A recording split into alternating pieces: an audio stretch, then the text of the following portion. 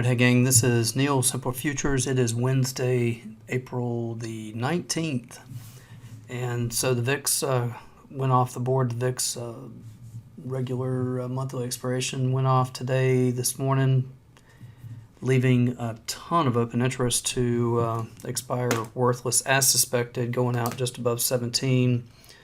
And with that, you look at this S&P back up in the near 4,200 level, and you say this. You say, well, dodged a bullet. I mean, survived UK inflation report last night, coming out at like 10%, incredibly hot.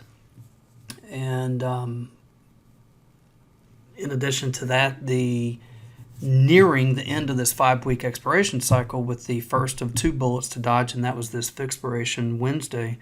So now we head into OPEX Friday, where there should be some volatility here. Friday morning, we'll see, but that's kind of what I'm anticipating. Here's the deal, though. You see on screen here, this is almost a month's worth of data. It's back at March 24 low at like 39.40 up to 4,200. It's like 200, what is that? It's like 60 points. In that period of time, you can see each of these 10 profiles is like a week, and notice the dark red line on each of those weekly profiles. That's the balance point of control for that period of time for that week, right? So notice that they're incrementally stair-stepping higher, right? Well, that's bullish. So since I was with you on Monday, what we've seen, the only thing really that we've seen since then is pre-market this morning with that UK inflation data last night. Pre-market this morning, the S&Ps broke to a lowest level of 41.50, which is the weekly pivot, which puts it, that is the weekly pivot, like to the tick. It puts it equidistant between those two support tiers that I offered, 45 and 55.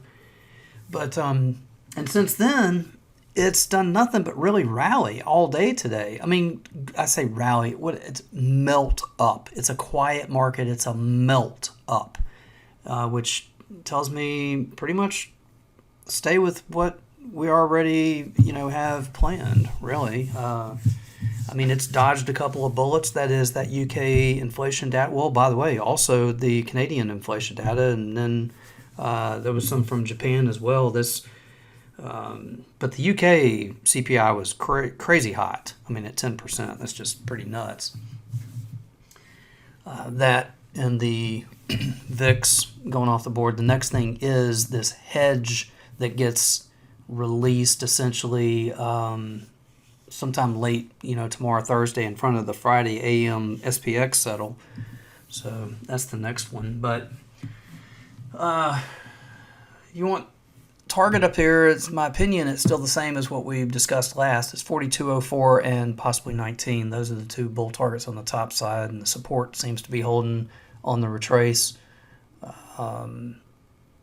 So as of right now, the newest update that I would have for you now would be to suggest that we raise that now's intended support level on retrace.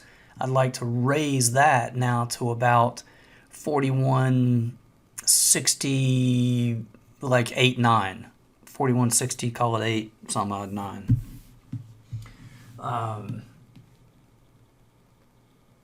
Yeah, that's the suggestion as to now support on retrace. Higher than what we discussed last, because the last one, has already been tested. So we want to stair step, raise that now in anticipation of a higher low on the next retracement, in keeping with the idea for that still bullish target that we've been looking for.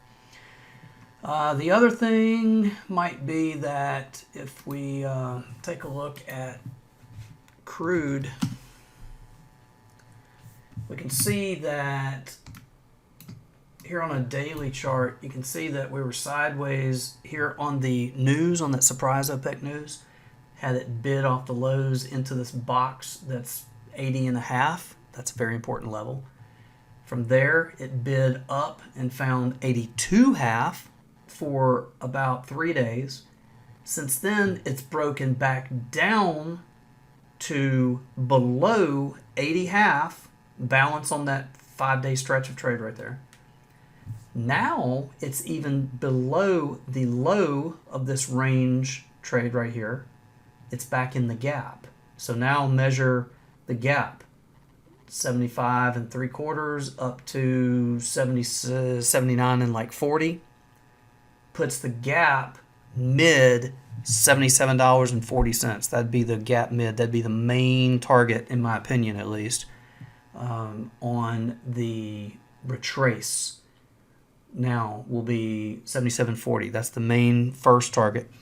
It'll probably, if it finds that, find it, support it, bounce off of it a little bit, and then we'll see about continuation after that test and a little small bounce back up to test the bottom of the range here, 79.40. Then fail for a completion of the gap. That would be, we'll see. First thing looks pretty straightforward. That is, reach back in, find the gap mid 77.40. From there, we'll see about the rest. My guess is bounce there back up to test the bottom of that box and then fail for the completion of the gap. But there's a little extra something, little nugget to kind of be watching in addition to S&Ps. So that is, that's pretty much it. That's what I got for you. Hopefully this helps. And I think I'm not sure when I'm on videos again. It might be later this week, but if not, then we'll get through this expiration with this plan, and I'll see you again at the next update. Let me know what you think in the comments. Reach out if you got questions, and we'll do the best I can to kind of help navigate this. Take care. Without simpler trading, I could not have financial independence. This is one of the best investments I ever made in my life. It's helping me find consistency. It's one of the things that won me